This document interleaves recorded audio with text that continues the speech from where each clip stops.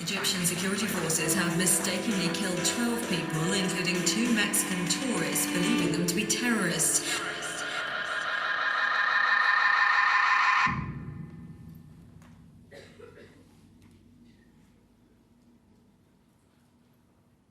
Regrets.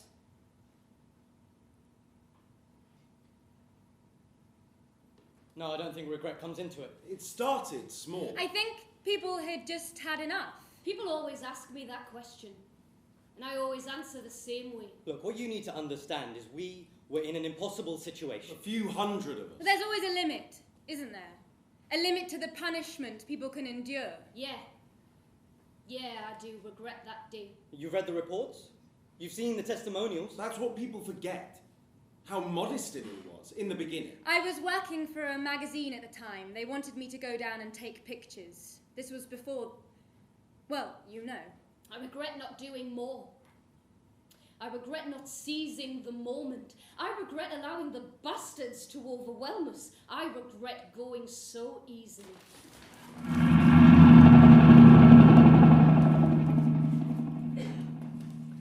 That's what I regret. So you know, don't you?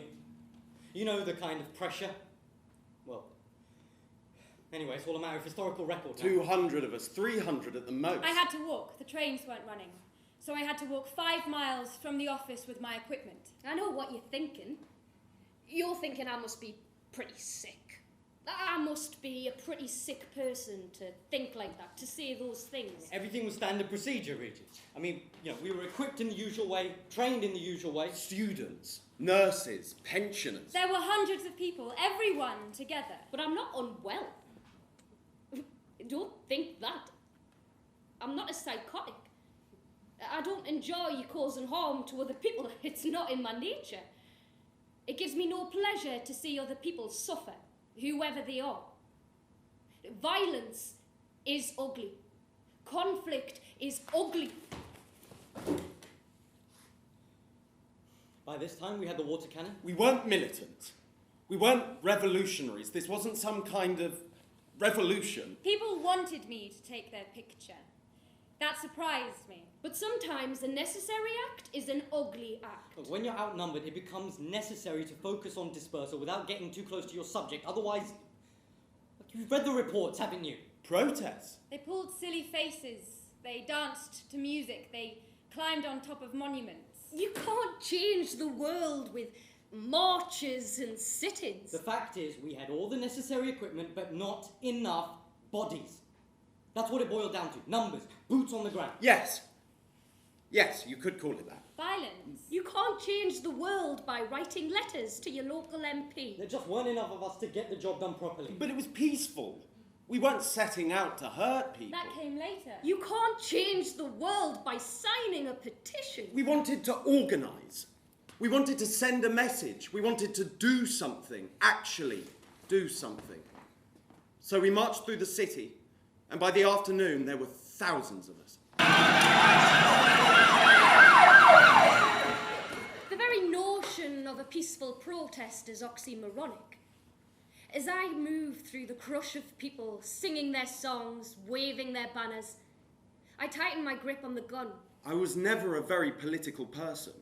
Never really felt connected to any of that stuff. Well, not until... well, you know. I close my eyes and I fire 2 rounds. That's all it takes. You've seen the pictures, haven't you? They were throwing rocks, bricks, anything they could get their hands on. So you don't need me to tell you? The brutality of it, I mean. Make no mistake, they wanted to hurt us. But everything changed when the police charged. Everyone seems to forget we were acting on orders. We had strict instructions and a responsibility to carry them out. There was definitely something in the air that day. You could feel it. Something was going to happen. There was no doubt about that. It just needed something to set it off. There was word of gunfire. But if you ask me, I think it was just made up and added into the reports later on. The people are angry all the time. They think these things all the time. I'm no different to you, or him, or her. I'm the same as you. So when the debris started flying, we had to act. From this height, we could see the mob of bodies rushing towards us, so we drove forward. Shields raised, clubs at the ready. They didn't have just cause. They need a reason to break you up, and they took their chance. So I was taking these pictures, and one of the riot officers, he grabs my camera and he smashes it up against a brick wall. He pushes me back. I tell him I'm not involved. I tell him I'm a journalist. And eventually you just have to say, fuck this. Don't you? I mean, eventually you have to do something. Yes, there were fatalities. We've always been very open about that. Some of our own as well. One was a good friend of mine, so if you're asking me if I... Look, when you're in a situation, any situation, where you are face to face with someone who intends to do you harm, everything becomes very simple. You have your training, yes, but you can't predict every variable. There was an old lady, about 70, marching with her husband. Her husband was shouting at the police on horseback. He had his arms in the air and he was screaming at them. Some people were saying that he was crying out for help, but I couldn't make out what he was saying. Nobody I spoke to could tell me where the shooting had come from. Some people said it might have been a warning shot to scare people, but as we moved up the street, we saw the blood. There was this student, and he had all the gear on, you know, Che Guevara t-shirt, bandana, the works. And he was standing in the middle of the street, half a mile ahead, bottle in his hand.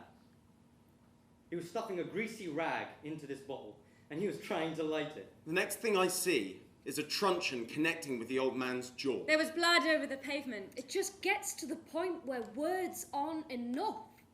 It just gets to the point where sacrifices have to be made.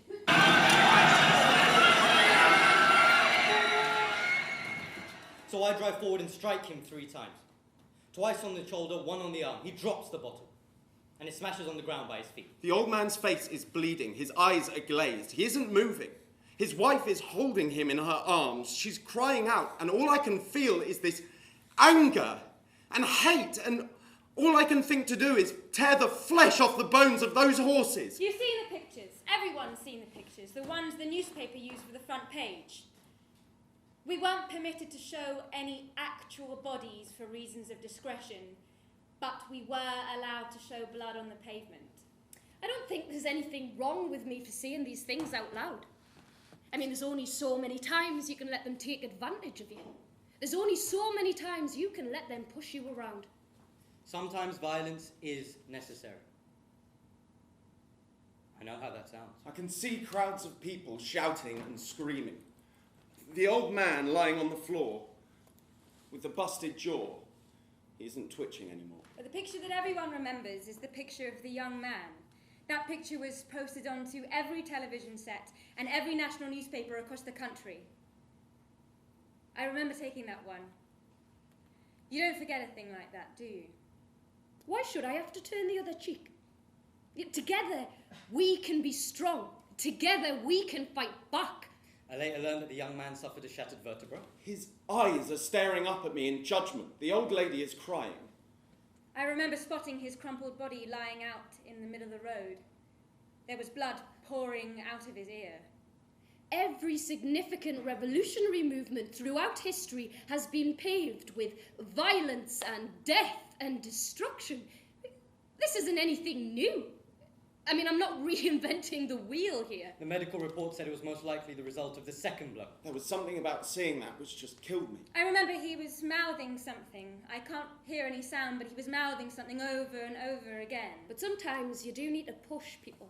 The fall and the fracture combined left him unable to walk. I felt so much anger. To this day, I've never been able to figure out what he was trying to say. So when journalists ask me that, when they ask me, am I sorry for all those casualties, I always say the same thing.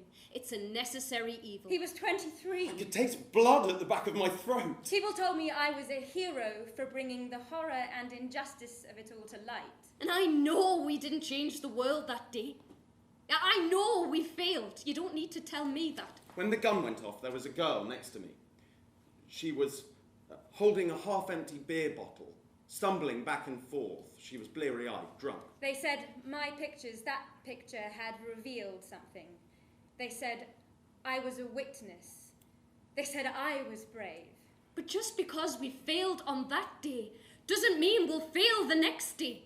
And as sad as it is, as tragic as it is for his family, what would you have done? I took the bottle out of the girl's hand. But do you want to know something? I suppose you could say I'm optimistic about the future. Because I've watched the footage, I tore some fabric out of my t-shirt. I fucking hated those people for and I've saying seen the that. news coverage, I stuffed it into the neck of the bottle. Every time I heard those words. and I can tell you, I reached for my lighter. Because I could have done something. it does not compare to what it felt like to be there. I lit the piece of fabric. I could have called out for help. I could have dragged the young man to The safety. fear, the panic, the sweat and blood and tears, you have no fucking idea! Raised the bottle high up into the air. But I didn't. I didn't do anything. I just stood there and took his picture. And maybe I didn't have to hit him so hard. I can't feel my legs. I wish I could go back. I wish we could all go back and do it over again. Opportunities like that are precious. They're rare. There were so many of us. There were so many more of us than there were of them. How many of us does it take?